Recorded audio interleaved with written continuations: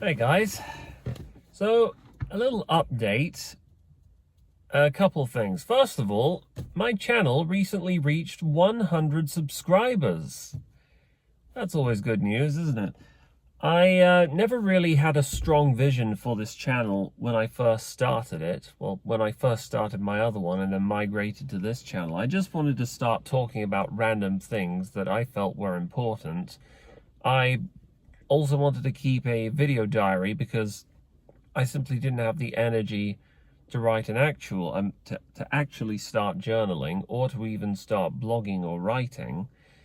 In a lot of ways, I feel that there's a freedom, there's a set of advantages that come with a spoken video log that isn't easily reciprocated when it comes to handwriting, and vice versa. There are also elements of journaling which mean you're able to be more articulate and expressive with what your actual thoughts are. And plus, as you're writing,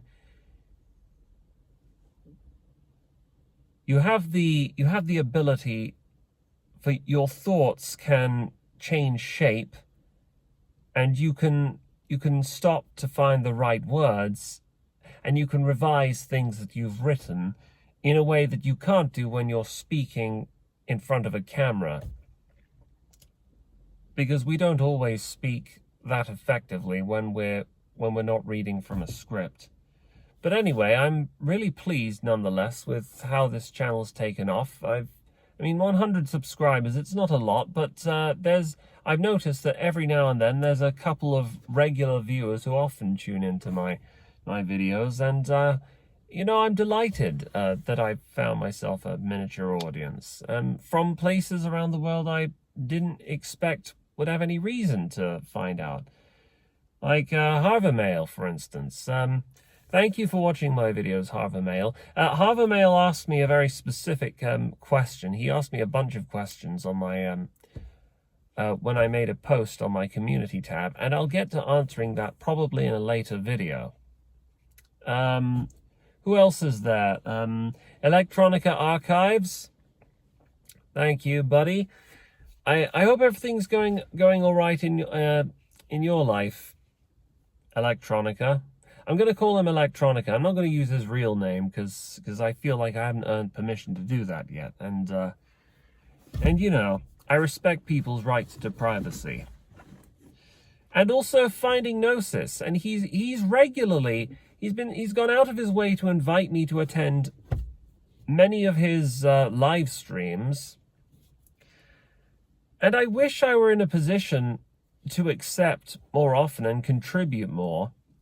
The problem is, though, my living situation is just too precarious. There's not a single corner, there's not a single square inch of living space in the place where I currently live where I can talk without everybody else hearing me. And I can only talk candidly and confidently on matters when I know that the wrong people aren't listening in. Because I don't quite trust my family to, well, not my mum in any case, or my grandparents, to listen to what I say without being judgmental or argumentative. It sure is lonely living, it's actually, no, what was I going to say?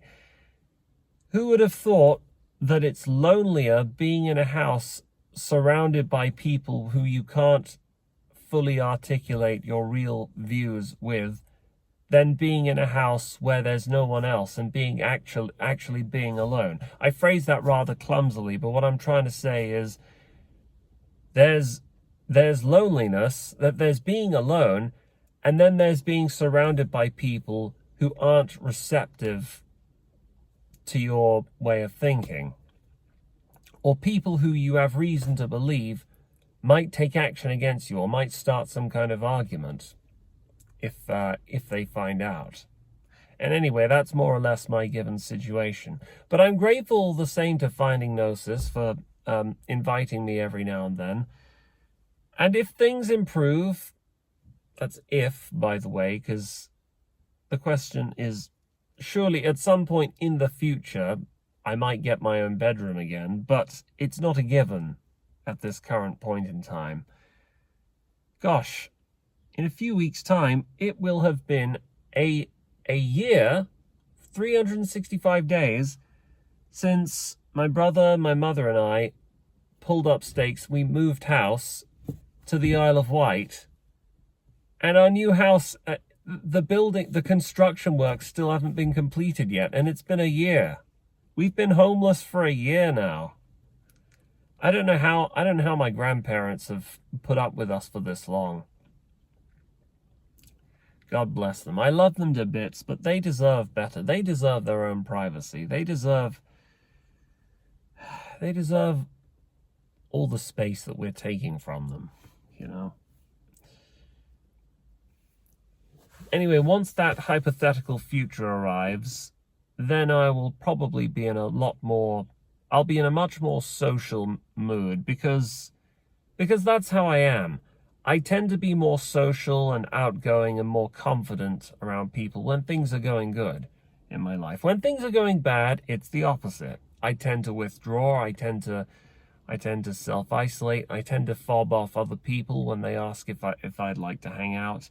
Suddenly I become a lot more concerned about money and budgeting, yet conversely, I'm also more likely to spend money on frivolous things like alcohol, like food, snacks, drinks, and so on.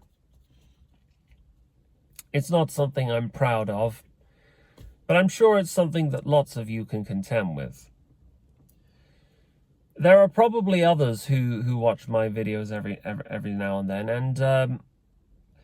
and don't feel got at, or don't feel demeaned or belittled if I forget who you are, because I always read comments.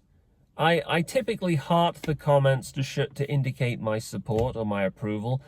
There are some, I even read the negative or the bitter comments from people who don't understand my channel, or from people who think that I'm a loser, even if I don't show it. Most of the time, though, I just can't be asked to respond. And there was one guy I remember, I made a video on my views on the conspiracy, the cosmic conspiracy, and there was one arsehole who left this comment saying, "Oh, why don't you try taking this attitude to a building or construction site? You wouldn't last a day." Okay, well, one, I've never worked at a construction site. Why would I need to? What if I don't want to work at a building construction site? Did you ever consider that? And two, no one gives a fuck what you think. You're an agent of the system. You are whether he's conscious or otherwise, he's simply an avatar for the cosmic conspiracy. And as I've argued in that video, the conspiracy's primary weapon of influence is in maintaining its own plausible deniability by convincing people that it isn't there. And it does so through people like him. That's what I believe. People like him, they have a role in the system by convincing people that they're delusional, they're weak or pathetic simply for talking about it. So that more or less proves my point. So anyway, and I was thinking of typing a response to that guy, but then I lost interest and I forgot what I was going to say, because that's how little I care for or regard his opinion. And I've acted similarly. I've behaved in a similar manner with lots of other people's. A lot of the time, I think one thing I've learned to do, the more time I've spent on the internet, the older I've gotten, is I think I take other people's views less personally. That's not to say that sometimes I do get wound up or offended by what people have said, but I'm allergic to demonstrating or showing it. So even when I do, I don't like acting or behaving in a way that makes other people think that I've been got at. And in any case, I only respond to comments when I fundamentally feel that I have to. And in such a case, I felt that I didn't, so it wasn't necessary. But yes, I do read all comments. I read most comments, even though I've noticed YouTube has this rather irritating habit where it will hide it will obscure new comments from people who haven't commented on my channel before for unknown reasons. I don't know if anyone's noticed this, but sometimes if you upload a video, you'll take a look at the top comments and nothing will be shown. But if you scroll to new comments, suddenly you'll see 2 or 3 comments appear there, whereas you wouldn't have been able to have seen them before. I don't know what the deal is with that. I don't know. It's not like the comments are typically political in their subject matter. I have such a surface level understanding of coding and AI. I don't even know where to begin. I don't know what the explanation is for this, but it's nothing to do with the web browser or anything, because I use YouTube with Google Chrome and DuckDuckGo, and I've seen the same thing happen in both instances. But in spite of that, my videos are still getting views, my channel's still getting traction, I'm still getting an audience from people who, in all honesty, I bet there's millions more, there's hundreds of thousands of people who can articulate the talking points that I provide in a much more concise and articulate manner. And yet they choose to, by some miracle, by pure happenstance, they've stumbled across my channel on the algorithm. And I like that, because the small, cozy nature of my channel and its following, of having 100 subscribers, it sort of makes me feel like we're all part of a family. Like they're all watching me go through my life adventures in real time, and they can give me their own personal input, and I can listen to it and respond in real time. And that's something that I appreciate. In a way, that's one of the advantages for having a smaller channel over a larger channel. That will disappear if my channel goes beyond a certain threshold and if I start making money from YouTube, which I don't know I will, and I start getting hundreds or thousands of comments, I don't even know if I'm psychologically going to be able to deal with that. Part of me wonders what I'm going to do if my channel gets so big that I can't manage it, where I get to a point where I'm acutely aware at the start of recording each vlog that I'm making this video for an audience with a wide-ranging assortment of opinions, some of whom will react negatively. I think that might distract me. I think I might have to delete my channel and start over again. Or I might just be happy with the extra attention. Who knows? But anyway, that's the most important thing I wanted to make clear in this video. Thank you for the 100 subscribers, even if some of them are just throwaway accounts or bot accounts. I greatly appreciate it. I don't know what I can promise further at this stage, but I will keep updating you with my life. I'll keep regaling you with stories, and I'll occasionally relate these interesting theories that I have, like the cosmic conspiracy and maybe others. And I'll do so. I can't promise that I'll do so on a regular basis. I only upload videos typically when I'm in the right mood for it. When I feel that the occasion arises. When I'm feeling confident enough to talk on camera.